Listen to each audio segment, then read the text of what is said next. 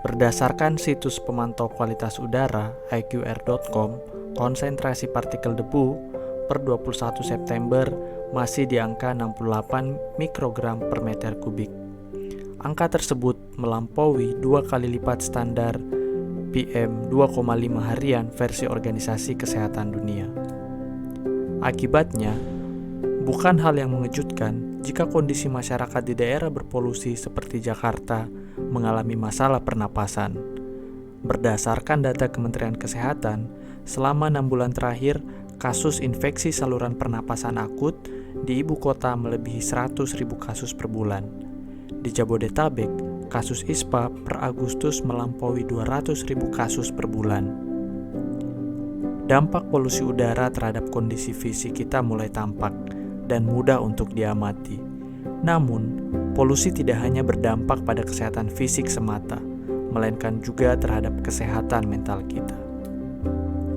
Semakin banyak bukti ilmiah yang menunjukkan bahwa polusi juga berdampak mendalam terhadap kesehatan mental manusia. Sayangnya, publik masih jarang memperbincangkan hal ini.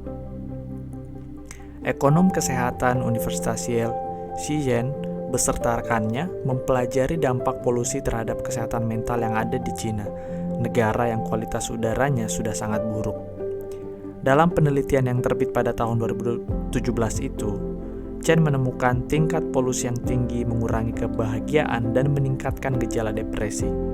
Bahkan, sekalipun dalam tingkat yang ringan, polusi udara dalam jangka panjang tetap berdampak buruk bagi kesehatan mental kita.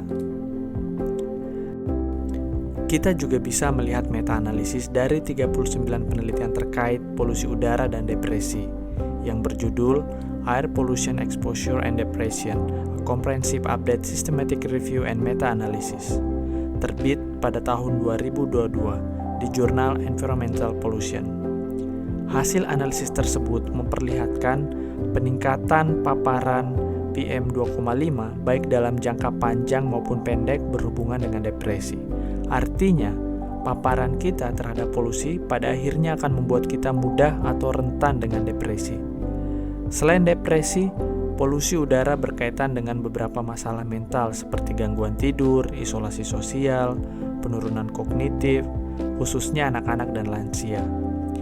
Ada juga gangguan kesehatan lainnya seperti skizofrenia, gangguan bipolar, gangguan kecemasan, gangguan pemusatan perhatian, autisme, dan gangguan personalitas.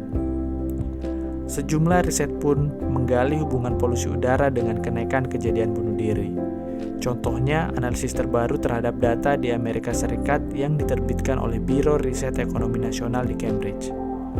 Mereka menemukan bahwa setiap peningkatan partikel polusi per mikrogram di kota-kota Amerika Serikat, kejadian bunuh diri naik hingga 0,5%. Hubungan kedua hal ini mungkin sulit untuk dijelaskan, namun beberapa penelitian menjelaskan bahwa secara biologis, polusi dapat menyebabkan peradangan di otak, defisit serotonin, dan mengganggu jalur respons stres. Kondisi tersebut membuat perilaku depresi dan impulsif lebih mungkin terjadi. Ada juga kemungkinan bahwa udara yang buruk dapat menyebabkan kabut otak atau brain fog. Otak yang berkabut memengaruhi cara berpikir seseorang sehingga ide bunuh diri bisa menjadi lebih mudah untuk dilakukan.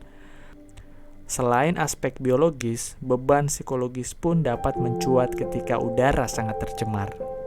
Bayangkan, jika kamu adalah seorang ibu tunggal dengan anak yang mengalami ISPA akibat udara kotor, kamu harus menemani si buah hati berobat rutin ke dokter. Sementara kamu harus bekerja, tidak memiliki asuransi kesehatan, dan kebutuhan sehari-hari kian meningkat. Skenario ini beresiko membuat kamu tertekan sehingga mengalami situasi yang buruk. Apa yang harus kita lakukan? Kita telah memasuki masa krisis iklim yang mengerikan. Pemerintah sudah semestinya membuat regulasi yang lebih ketat terkait emisi dengan standar ketat. Mulai menerapkan di berbagai industri dan kendaraan motor, menjalankan aturan dengan tegas, mulai dari inspeksi rutin dan denda bagi pelanggar. Tanpa regulasi yang ketat, kondisi akan memburuk. Belum lagi jika pemerintah hanya membuat kebijakan tanpa berlandaskan data yang akurat. Pemerintah dapat berembuk dengan para ilmuwan yang telah melakukan riset atau fokus terhadap isu ini.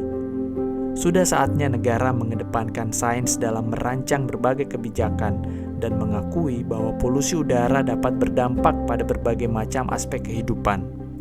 Hal mendasar ini mungkin bisa menjadi secerca harapan untuk menemukan langkah yang tepat.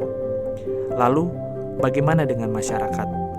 Penulis asal Kanada, Naomi Klein, dalam bukunya yang berjudul This Changes Everything, Capitalism versus the Climate, mengatakan kapitalisme pasar bebas dan upaya kita untuk terus mengejar pertumbuhan ekonomi pada akhirnya membawa kita pada kondisi yang buruk seperti ini. Naomi mengatakan gerakan massa dalam menghadapi krisis iklim akan menjadi harapan.